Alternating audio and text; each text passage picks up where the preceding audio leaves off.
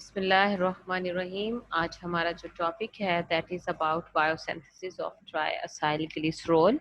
जिस तरह कि आपने पिछले लेक्चर में थोड़ी बहुत लिपिड की डाइजेशन और मेटाबॉलिज्म का लाइट सा इंट्रोडक्शन पढ़ा था। आज हम इसी तरह जनरल रिव्यू करेंगे बायोसिंथेसिस किस तरह से होती है फैटी एसिड्स की। एनिमल्स जो होते हैं वो सिंथेसाइज कर सकते हैं और स्टोर कर सकते हैं बहुत बड़ी क्वांटिटी ट्राइएसाइल ग्लिसरॉल की। रिक्वायरमेंट है ये एनिमल की एनर्जी को पूरा करने के लिए। ये बाद में फ्यूल के तौर पर यूज होती है। ह्यूमंस भी स्टोर करते हैं few 100 gram of glycogen liver में और मसल्स में। फिर ये एनफ होती है बॉडी की एनर्जी की जरूरियात को पूरा करने के लिए फॉर 12 आवर्स। बट जो टोटल स्टोर है ट्राइएसाइल ग्लिसरॉल इन अ 70 kg मैन, एक मैन जिसका टोटल वेट जो है वो 70 kg, उसमें ऑलमोस्ट 15 kg जो होंगे वो ट्राइएसाइल ग्लिसरॉल होंगे। ये उसकी एनर्जी की ज़रूरियात को सपोर्ट करने के लिए 12 वीक के लिए अनफ होते हैं।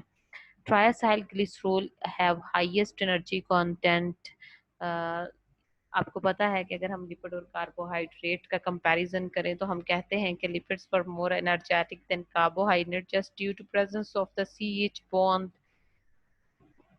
तो जो लिपिड्स हैं इनकी स्टोरेज थोड़ी क्वांटिटी जो है वो बहुत ज्यादा एनर्जी प्रोवाइड करती है। कार्बोहाइड्रेट इंजेस्टेड इन एक्सेस, लेकिन बाद में उनको स्टोर किया जाता है in the form of the glycogen. Excess जो होती है कार्बोहाइड्रेट की उनको ट्राइएसाइल ग्लिसरॉल में कन्वर्ट करके एडिपोसाइट डिपोज टिश्यूज में एडिपोसाइट सेल्स में स्टोर किया जा सकता है। प्रीकर्सर्स क्या हैं ट्राइएसाइल ग्लिसरॉल की सिंथेसिस के लिए? In animal tissues, triacylglycerol and glycerophospholipids like two precursors हैं इनके, फैटी साइल को ए और एल ग्लिसरॉल 3 फॉस्फेट। और बहुत से बायोसिंथेसिस स्टेप्स पाए जाते हैं इसकी फॉर्मेशन के लिहाज से।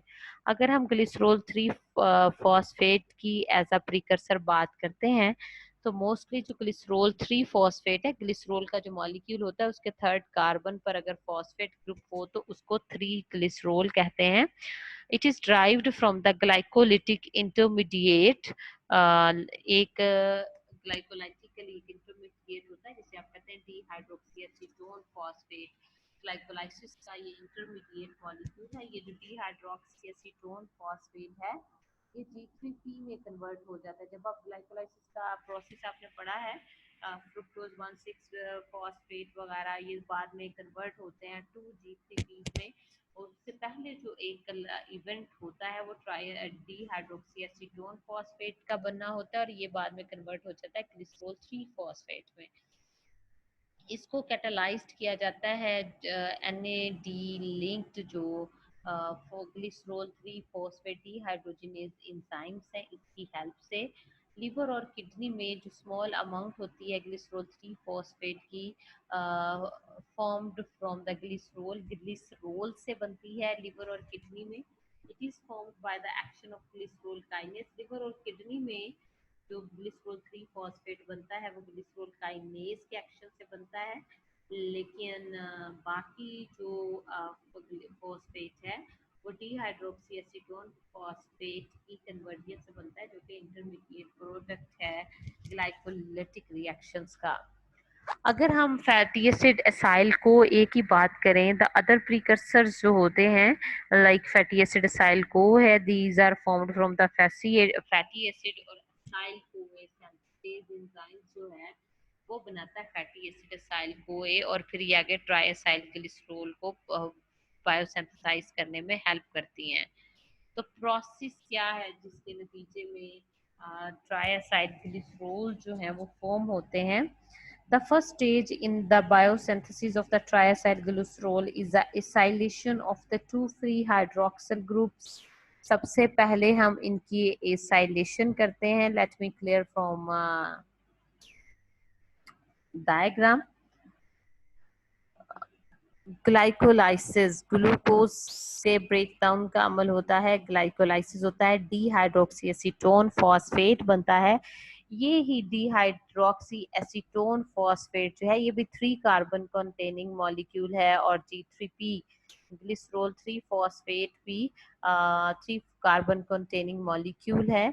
इसमें यहाँ पर हमने बताया था एंजाइम एक्ट करता है, और डिहाइड्रोक्सी एसीटोन फॉस्फेट को ग्लिसरोल 3 फॉस्फेट डिहाइड्रोजिनेज जो है वो ग्लिसरोल 3 फॉस्फेट या G3P में चेंज कर देता है। अब यहाँ पे थर्ड कार्बन पे आप देखेंगे फॉस्फेट ग्रुप लगा हुआ है। अदर वे क्या था, हमने पढ़ा था किडनी और लिवर में ग्लिसरोल जो होता है ग्लिसरोल काइनेज की हेल्प से G3P बनाता है। तो these are two process in which G3P is form.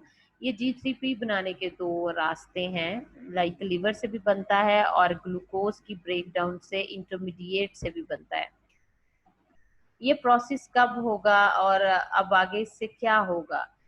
इस प्रोसेस में सेकंड जो है फर्स्ट स्टेप जो है उसमें फॉस्फोटाइडिक एसिड एसिड फॉस्फोटाइडेज जो है वो एक्ट करता है और रिएक्शन को प्रोसीड करवाता है, तो डाई असाइल ग्लिसरोल 3 फॉस्फेट बन जाता है। ठीक है, ये जो डाई असाइल 3 फॉस्फोग्लिसरेट बनता है इसका फर्दर रिएक्शन होता है। अगर यहाँ पे आप देखें तो यहाँ पे एक फॉस्फोटाइडिक डाइसाइल ग्लिसरोल बनता है।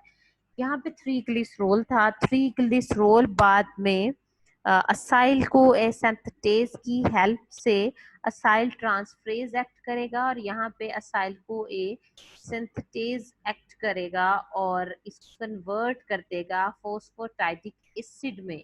असाइल ट्रांसफरेज जो है आप यहाँ देखें इसको फॉस्फोटाइडिक एसिड में कन्वर्ट कर देगा। Phosphatidic acid is a central intermediate in lipid biosynthesis. ये लिपिड की बायोसिंथेसिस में इंटरमीडिएट है, इसको कन्वर्ट किया जाता है इधर इनटू द ट्राइसाइल ग्लिसरोल और इनटू द ग्लिसरोल फॉस्फोलिपिड। अब ये जो फॉस्फोटाइडिक एसिड है या तो इसको डायसाइल ग्लिसरोल में कन्वर्ट कर दिया जाएगा और या फिर ग्लिसरोल फॉस्फोलिपिड्स में कन्वर्ट कर दिया जाएगा, ग्लाइकोफॉस्फोलिपिड्स में। जब इसकी कन्वर्जन हो जाती है तो इस प्रोसेस में एक पाथवे जिसमें ट्राइसाइल ग्लिसरोल जो है फॉस्फोटाइडिक एसिड इसको हाइड्रोलाइज करके बनाया जाता है, और यहाँ पर ट्राइसाइल ग्लिसरोल बनाने के लिए फॉस्फोटाइडिक एसिड फॉस्फेटेज एक्ट करता है। फॉस्फोटाइडिक एसिड फॉस्फेटेज ये दो स्टेप्स के दरमियान होता है। पहला क्या, फॉस्फोटाइडिक एसिड फॉस्फेटेज ने एक्ट किया, 1,2 डायसाइल ग्लिसरोल बना, फिर असाइल ट्रांसफरेज ने एक्ट किया, तो यहाँ पर आपके पास ये जो स्ट्रक्चर आया this is actually about a triacyl glycerol.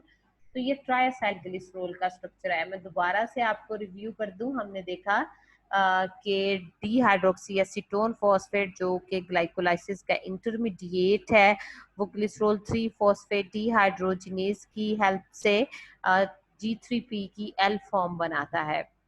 लेकिन लिवर और किडनी में ग्लिसरोल को भी ग्लिसरोल काइनेज जो है वो G3P में कन्वर्ट करता है।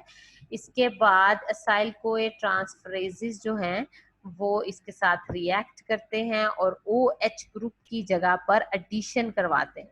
OH ग्रुप की जगह पर अब अगर यहाँ पे देखें तो असाइल ग्रुप का एडिशन है और इधर भी असाइल ग्रुप का एडिशन है, तो इसलिए इसको कहते हैं, और थर्ड कार्बन पर फॉस्फेट है इसलिए इसको हम कहते हैं फॉस्फोटाइडिक एसिड। ये बन गया है एक फॉस्फोटाइडिक एसिड। अब इस पोजीशन पे हमने फॉस्फेट को चेंज करना है। सबसे पहले तो यहाँ से फॉस्फेट रिमूव होगा, phosphatidic acid phosphatidate acid phosphatase act करेगा, और ये जो फॉस्फेटेज होगा ये यहाँ पे फॉस्फेट को रिमूव करवाएगा। इसके बाद ये जो स्पेस है यहाँ पर हमें एक और असाइल ग्रुप चाहिए, और यहाँ पर एक और acyl group acyl transferase act add करवाते हैं तो ट्राइसाइल ग्लिसरोल बन जाता है। तो ये एक रूट था ट्राइसाइल ग्लिसरोल बनने का। इसके अलावा फॉस्फेटाइडिक एसिड से जो सिंथेसिस होती है वो होती है जी ग्लाइको ग्लाइको ग्लिसरोल फोस्फोलिपिड्स की। और ये ग्लिसरोल फोस्फोलिपिड कहलाता है क्योंकि ग्लिसरोल फोस्फोलिपिड्स में थर्ड पोजीशन पे भी फॉस्फेट होता है, ये यहाँ से रिमूव नहीं करवाया गया होता। अगर रिमूव हो जाए तो 1,2 डाई असाइल ग्लिसरोल बनता है, जो कि फर्दर असाइल ट्रांसफर लेके ट्राई असाइल ग्लिसरोल बना देगा। तो आपको पता है फिर इनको मेटाबोलाइज भी किया जाता है, इनसे एनर्जी भी हासिल की जाती है, या फिर इनको स्टोर कर लिया जाता है फॉर फ्यूचर, जब भी हार्ड वर्क करेंगे तब इसको यूटिलाइज कर लेंगे। Thank you very much.